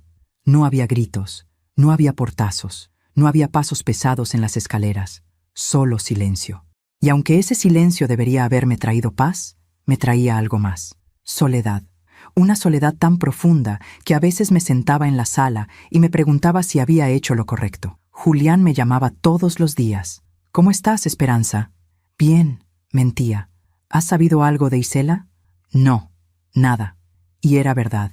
Mi hija no había llamado, no había enviado mensajes, no había dado señales de vida. Era como si yo hubiera muerto para ella. Una semana después del desalojo, Julián vino a visitarme. Traía más documentos. Esperanza, tenemos que hablar sobre los siguientes pasos. Nos sentamos en la mesa de la cocina. Emiliano presentó una contrademanda. Dice que tú lo acusaste falsamente, que él nunca te amenazó, que todo fue un malentendido. Pero tengo las grabaciones, tengo las fotografías de los documentos. Lo sé, y eso es lo que nos va a salvar. Pero necesitamos prepararnos para un juicio. Va a ser largo, va a ser difícil y va a ser público. Sentí un nudo en el estómago. ¿Público? Sí, los vecinos van a enterarse, tal vez los medios. Este tipo de casos a veces atraen atención. No quiero eso. Lo sé, pero es parte del proceso, y hay algo más que necesito preguntarte. Julián hizo una pausa. ¿Quieres incluir a Isela en la demanda? Me quedé helada. ¿A Isela? Sí, ella también tomó dinero de ti. Ella también fue cómplice del plan de Emiliano, aunque no estuviera al tanto de todos los detalles. Técnicamente, podríamos acusarla también. Cerré los ojos. No. ¿Estás segura? Sí. Isela es mi hija, y aunque me haya hecho daño, no puedo hacerle eso. Julián asintió lentamente. Está bien. Respeto tu decisión, pero quiero que sepas algo. Isela puede ser llamada como testigo, y dependiendo de lo que diga, ella puede incriminarse a sí misma. Entiendo. ¿Y qué hay de tu testamento? ¿Ya lo modificaste? Esa pregunta me dolió más que cualquier otra. No. Esperanza, necesitas proteger tu patrimonio. Si algo te pasa y tu testamento sigue dejando todo a Isela, Emiliano encontrará la forma de quedarse con tu casa. Tenía razón. Lo sabía. Está bien, voy a modificarlo. Bien. Te voy a dar el contacto de un notario de confianza, alguien que puede ayudarte a redactar un testamento que proteja tus intereses.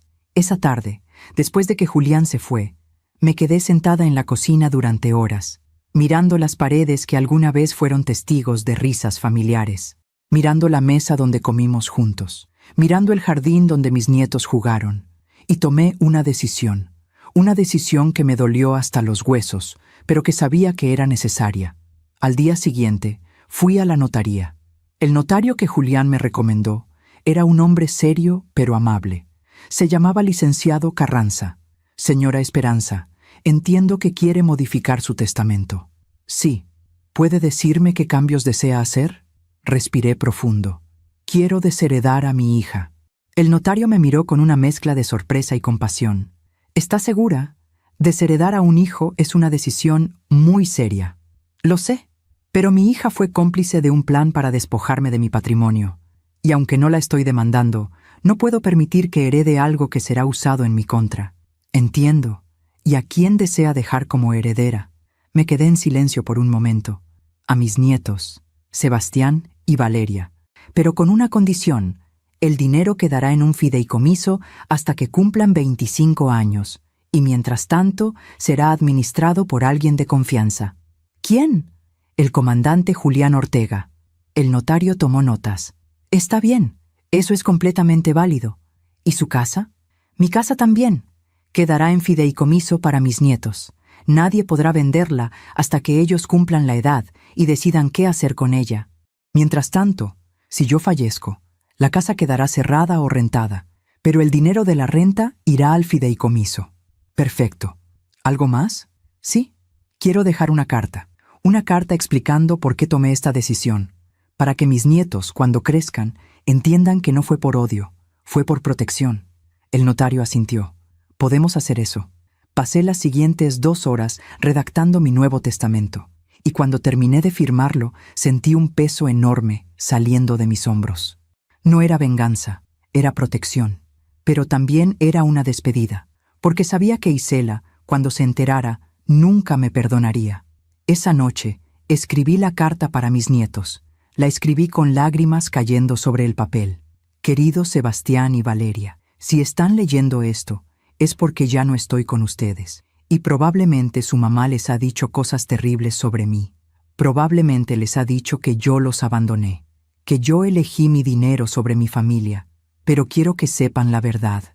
Yo los amé desde el primer día, los amé con cada fibra de mi ser, y cuando tuve que tomar la decisión de alejar a su papá de mi vida, fue la decisión más difícil que he tomado, pero era necesaria, porque su papá estaba tratando de robarme, de quitarme mi casa, de hacerme pasar por loca para poder quedarse con todo lo que su abuelo Rodrigo y yo construimos durante 40 años. Y yo no podía permitirlo, no porque fuera egoísta, sino porque esa casa, ese patrimonio, es su futuro. Es lo que yo quiero dejarles a ustedes. Su mamá cometió el error de elegir a un hombre que no la merecía, un hombre que la usó, que nos usó a todos. Y aunque eso me parte el corazón, no puedo cambiar el pasado. Solo puedo proteger su futuro. Por eso, esta casa es de ustedes. Este dinero es de ustedes. Y espero que cuando sean mayores, entiendan que cada decisión que tomé fue pensando en ustedes. Los amo. Siempre los he amado. Siempre los amaré. Su abuela, Esperanza. Guardé la carta en un sobresellado. Se la di al notario para que la anexara al testamento. Y cuando salí de esa oficina, sentí algo extraño. No era felicidad, no era tristeza, era paz.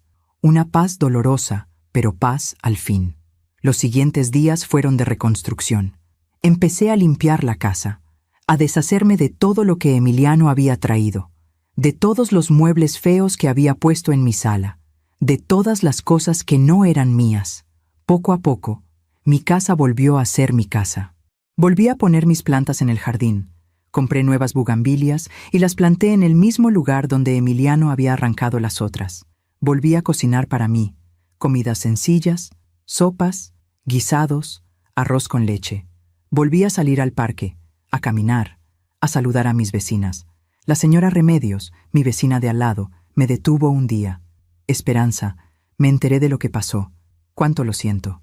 Gracias, doña Remedios. ¿Estás bien? Sí, estoy bien. Si necesitas algo, aquí estoy. Y me abrazó.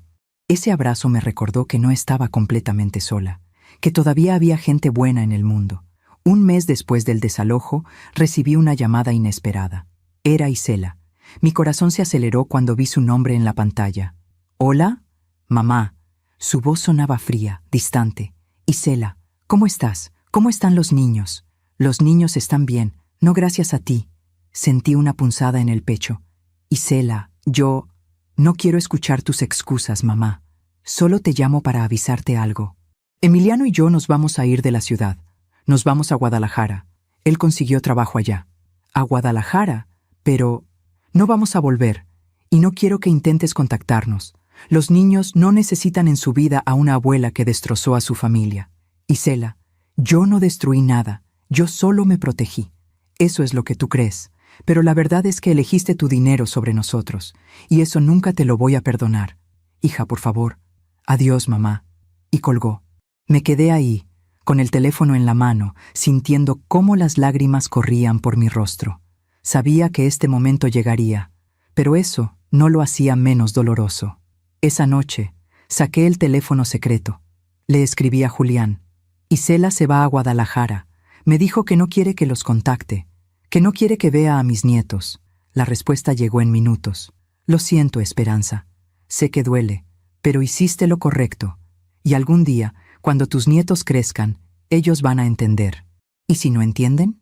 Entonces habrás hecho lo correcto de todas formas, porque lo correcto no siempre es lo que trae felicidad inmediata.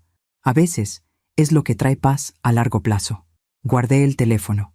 Y esa noche, en lugar de llorar, hice algo diferente. Salí al jardín, me senté en mi vieja mecedora y miré las estrellas, y por primera vez en mucho tiempo me sentí libre.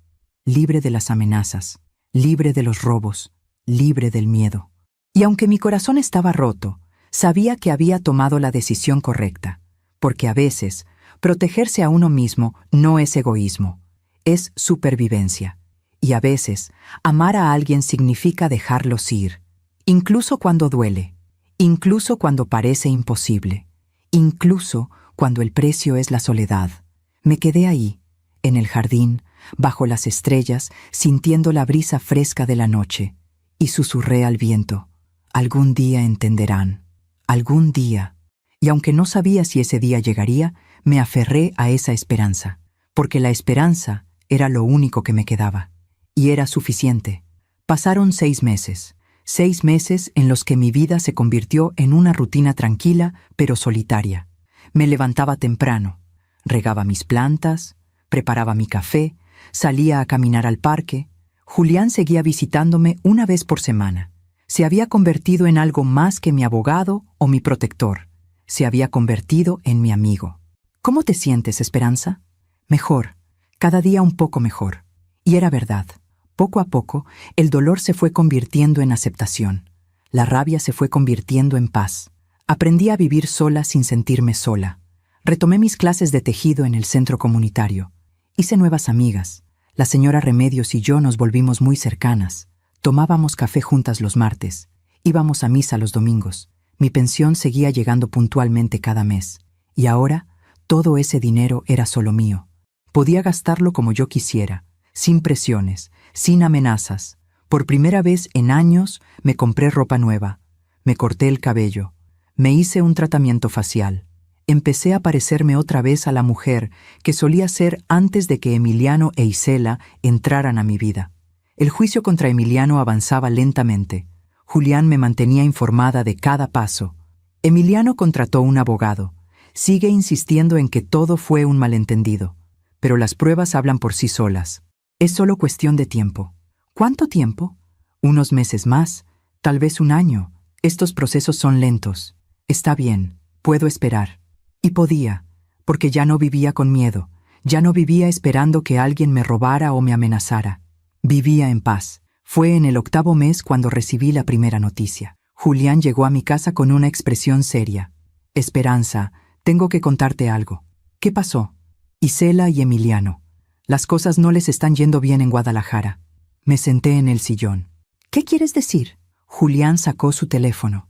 Me mostró una publicación de redes sociales. Era de una conocida mutua de Isela, una prima lejana. La publicación decía: qué triste ver cómo algunas personas destruyen sus vidas por seguir a la persona equivocada. Isela siempre fue tan trabajadora y ahora mira en lo que se convirtió. No entiendo, dije. Hice algunas llamadas, explicó Julián. Emiliano nunca consiguió trabajo en Guadalajara. Mintió. Se fueron allá sin nada, sin ahorros, sin plan. ¿Y qué pasó? Están viviendo en un cuarto rentado en una zona muy humilde. Isela tuvo que conseguir trabajo limpiando casas. Emiliano sigue sin trabajar. Y al parecer, su relación está destruida. Pelean constantemente. Los vecinos se quejan del ruido. Sentí un nudo en el estómago. No era satisfacción lo que sentía. Era tristeza.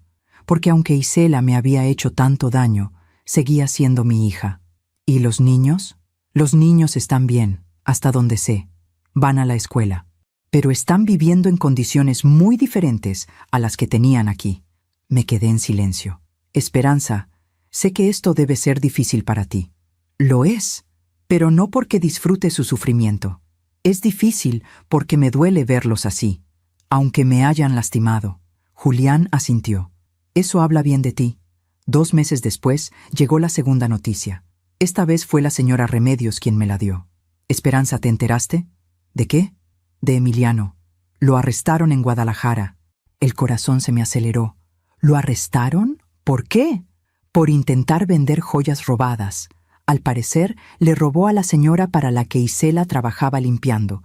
Entró a la casa cuando no había nadie y se llevó un joyero completo. Pero la señora tenía cámaras de seguridad. Me llevé la mano a la boca. Dios mío. Sí, y cuando la policía fue a buscarlo, encontraron más joyas en su cuarto. Joyas que no podía explicar de dónde había sacado. Mis joyas, las que me robó hace meses. Llamé a Julián de inmediato. «Julián, ¿ya te enteraste de lo de Emiliano?» «Sí, me acaban de informar. La policía de Guadalajara encontró varias piezas que coinciden con la descripción de las joyas que reportaste robadas. Mis aretes, mi anillo de bodas y otras cosas que ni siquiera sabía que me faltaban. ¿Qué va a pasar ahora? Van a procesarlo en Guadalajara por el robo reciente. Pero una vez que termine ese proceso, será extraditado aquí para enfrentar los cargos que ya tenemos contra él. Esperanza, este hombre va a ir a la cárcel, no hay duda». Colgué el teléfono. Y no sentí alegría, no sentí venganza, solo sentí cansancio. Cansancio de todo este dolor, de toda esta destrucción. 3 semanas después, recibí una llamada. Era un número desconocido. «¿Hola? ¿Mamá?» Era Isela. Su voz sonaba rota, destruida. «Isela, mamá, necesito hablar contigo». «Está bien, habla». Escuché sollozos del otro lado de la línea. «Arrestaron a Emiliano. Está en la cárcel. ¿Y yo? Yo no tengo dinero para un abogado. No tengo dinero para nada. Apenas tengo para comer. Isela, sé que no tengo derecho a pedirte nada. Sé que te hice daño. Sé que fui una mala hija. Pero por favor, mamá, por favor, necesito ayuda. Los niños necesitan ayuda». Cada palabra era una daga en mi corazón. «Isela, ¿tú sabías lo que Emiliano estaba planeando?» Silencio. «Contéstame con la verdad». Más sollozos. «No todo. No sabía que te había golpeado. No sabía que quería declararte incapaz. Pero sabía que te estaba quitando dinero. Sabía que había vendido tus joyas. Y no hice nada para detenerlo. ¿Por qué no? Porque tenía miedo. Tenía miedo de quedarme sola. Tenía miedo de que si lo dejaba, no iba a poder mantener a mis hijos sola. Y pensé que si tú nos dabas dinero, todos estaríamos bien. Pero no estaban bien, Isela. Estaban destruyéndome. Lo sé, mamá. Y lo siento. De verdad lo siento». Cerré los ojos. «Isela, no voy a ayudarte con un abogado para Emiliano. Mamá, por favor». «No, ese hombre me robó, me amenazó, me golpeó y planeó quitarme todo. No voy a mover un dedo para ayudarlo». «Está bien, lo entiendo. Pero, ¿y los niños? ¿Y yo?» «Mamá, no tengo trabajo estable. Apenas me alcanza para pagar la renta. Sebastián necesita lentes y no puedo pagarlos. Valeria está comiendo solo frijoles y arroz». Sentí que el corazón se me partía en 2. «¿Qué quieres que haga, Isela?» «No lo sé. Solo necesito ayuda. Cualquier ayuda». Respiré profundo. «Te voy a hacer una transferencia. 3,000 pesos. Pero con una condición». «¿Cuál?» «Que uses ese dinero solo en los niños. En comida, en útiles escolares, en lo que ellos necesiten. No en abogados para Emiliano. No en rentas caras. Solo en los niños». «Sí, mamá, sí. Lo prometo». «Y otra cosa, Isela. Esto no significa que estemos bien. No significa que olvidé lo que pasó. Pero no voy a dejar que mis nietos sufran por los errores de sus padres. Gracias, mamá. Gracias». «¿Isela? ¿Sí? ¿Todavía amas a Emiliano?» Hubo un largo silencio. «No lo sé. Tal vez lo amaba. O tal vez solo tenía miedo de estar sola. Pero ahora que veo en lo que se convirtió nuestra vida, creo que nunca lo conocí realmente. Él te usó, Isela. Nos usó a las 2. Lo sé. Colgamos. Esa tarde hice la transferencia. 3,000 pesos. No por Isela, por Sebastián y Valeria. Julián vino a visitarme al día siguiente. Escuché que hablaste con Isela. ¿Cómo te enteraste? Porque te conozco, Esperanza, y porque imaginé que te iba a buscar. Le di dinero, solo para los niños. Julián asintió. Hiciste bien, pero ten cuidado, no dejes que vuelva a manipularte. No lo hará. Ya aprendí. 3 meses después llegó la noticia final. Emiliano fue sentenciado a 5 años de prisión en Guadalajara por robo. Y después de cumplir esa sentencia, sería transferido a la Ciudad de México para enfrentar los cargos de violencia patrimonial, amenazas y fraude. En total, enfrentaba hasta 10 años de cárcel. Julián me lo confirmó con una llamada. Se acabó, Esperanza. Ganamos. Pero yo no sentí que había ganado nada. Solo sentí que finalmente podía cerrar ese capítulo. Isela me llamó una última vez ese año. Mamá, me voy a divorciar de Emiliano. Me parece bien, hija. Y quería preguntarte algo. Dime, ¿crees que algún día puedas perdonarme? Me quedé en silencio. No lo sé, Isela. Tal vez algún día, pero hoy todavía duele demasiado. Lo entiendo. Pero quiero que sepas algo. Aunque no pueda perdonarte ahora, nunca voy a dejar de preocuparme por ti. Y nunca voy a dejar de amar a mis nietos. Gracias, mamá. Cuídate, Isela. Y cuida a mis nietos. Lo haré. Y colgamos. Esa noche salí al jardín. Mis bugambilias habían crecido hermosas, más hermosas que antes. Me senté en mi mecedora y miré las estrellas y pensé en todo lo que había pasado, en todo lo que había perdido y en todo lo que había ganado. Porque sí, había perdido a mi hija, había perdido la relación con mis nietos, había perdido la ilusión de una familia unida, pero había ganado algo más valioso: mi dignidad, mi casa, mi paz y la certeza de que había hecho lo correcto. Emiliano estaba en la cárcel, no porque yo lo hubiera vengado, sino porque sus propias acciones lo llevaron ahí. Porque la vida, tarde o temprano, siempre cobra sus deudas. Y aunque me dolía ver a Isela sufriendo las consecuencias de sus decisiones, sabía que ese sufrimiento era necesario, porque solo a través del dolor se aprende, solo a través de la pérdida se valora lo que se tenía. Y tal vez, solo tal vez, algún día Isela entendería que yo no la abandoné, que yo solo me protegí, y que a veces el amor más grande es el amor que te obliga a soltar. Me quedé ahí, bajo las estrellas, sintiendo la brisa fresca, y por primera vez en mucho tiempo sonreí, porque sabía que iba a estar bien, porque sabía que el karma había hecho su trabajo, y porque sabía que aunque el camino fue doloroso, valió la pena, valió cada lágrima, cada noche sin dormir, cada momento de soledad, porque al final aprendí la lección más importante de todas, que a veces la justicia no llega de nuestras manos, llega del universo, y llega justo cuando tiene que llegar.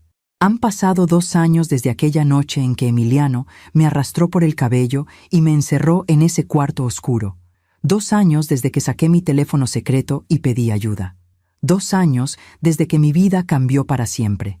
Hoy tengo 63 años, y cuando me miro al espejo, veo a una mujer diferente. Veo arrugas que no estaban antes, canas que se multiplicaron, pero también veo algo más. Veo fortaleza, veo dignidad, veo paz. Mi casa sigue siendo mi refugio. La he ido llenando de nuevo con cosas que me hacen feliz. Plantas en cada rincón, fotografías de Rodrigo, libros que siempre quise leer y nunca tuve tiempo. El jardín está más hermoso que nunca. Las bugambilias crecieron tanto que la señora Remedios dice que parecen nubes rosadas flotando sobre la cerca. Sigo saliendo al parque todos los días. Sigo tomando café con mis amigas. Sigo asistiendo a mis clases de tejido. Mi vida es sencilla, pero es mía. Julián sigue visitándome. Ya no como mi abogado, sino como mi amigo. Tomamos café, platicamos, reímos. Hace unos meses me confesó algo. Esperanza, cuando me llamaste esa noche hace 2 años, no sabía qué tan grave era tu situación.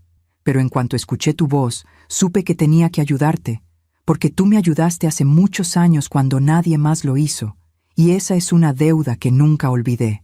Tú no me debías nada, Julián. Claro que sí, y más que eso, Me alegra haber estado ahí. Me alegra haber sido parte de tu recuperación.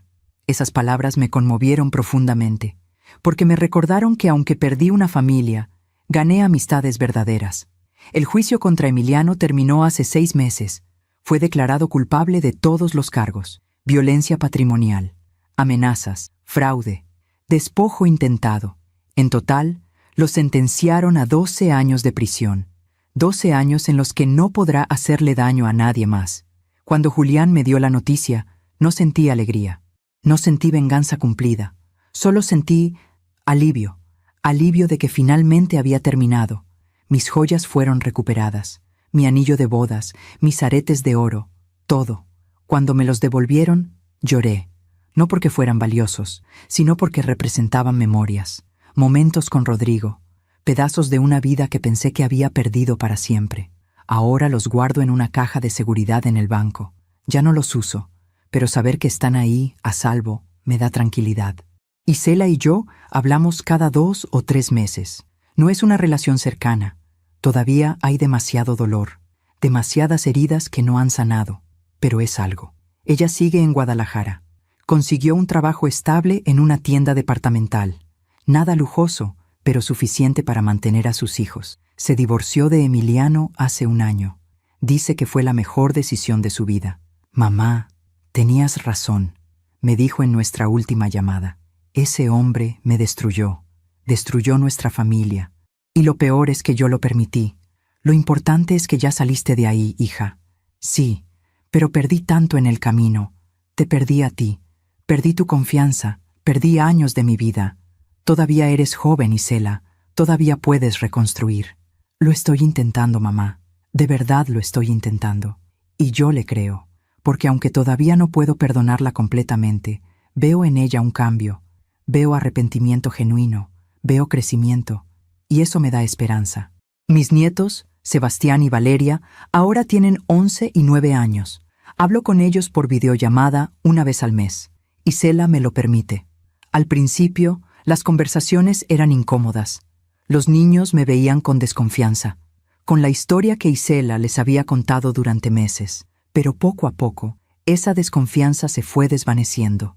Ahora me cuentan de la escuela, de sus amigos, de sus sueños. Sebastián quiere ser veterinario. Valeria quiere ser maestra.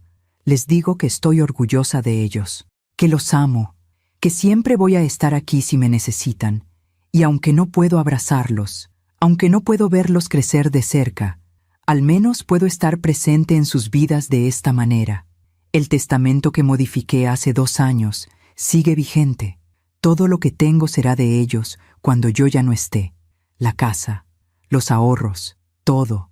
Y la carta que escribí sigue guardada en la notaría, esperando el día en que ellos la lean, esperando el día en que entiendan. A veces, cuando estoy sola en la casa, me pregunto si tomé las decisiones correctas, si debí haber sido más paciente con Isela, si debí haber dado más oportunidades. Pero entonces recuerdo esa noche, recuerdo el dolor del cabello siendo arrancado, recuerdo el sabor de la sangre en mi boca, recuerdo el miedo de estar encerrada en ese cuarto oscuro, y sé que no tuve opción, que lo que hice fue supervivencia, no venganza, no egoísmo, supervivencia. Y si tuviera que hacerlo de nuevo, tomaría las mismas decisiones, porque aprendí algo muy importante en estos 2 años. Aprendí que amarse a uno mismo no es egoísmo. Aprendí que poner límites no es crueldad. Aprendí que proteger tu paz es un acto de amor propio. Y aprendí que a veces, la familia que eliges es más fuerte que la familia de sangre. La señora Remedios se ha convertido en la hermana que nunca tuve. Julián se ha convertido en el hijo que Isela no pudo ser. Mis amigas del tejido se han convertido en mi red de apoyo. Y aunque extraño lo que pudo haber sido, estoy agradecida por lo que es. Hace unas semanas, mientras regaba las bugambilias, encontré algo enterrado en la tierra. Una pequeña cajita de metal oxidada. La abrí con cuidado. Dentro había una fotografía vieja, una fotografía de Isela cuando tenía 5 años. Estaba en el jardín, sonriendo, con las manos llenas de tierra, plantando flores conmigo. Me quedé mirando esa fotografía durante mucho tiempo y lloré. Lloré por la niña que fue. Lloré por la mujer en la que se convirtió.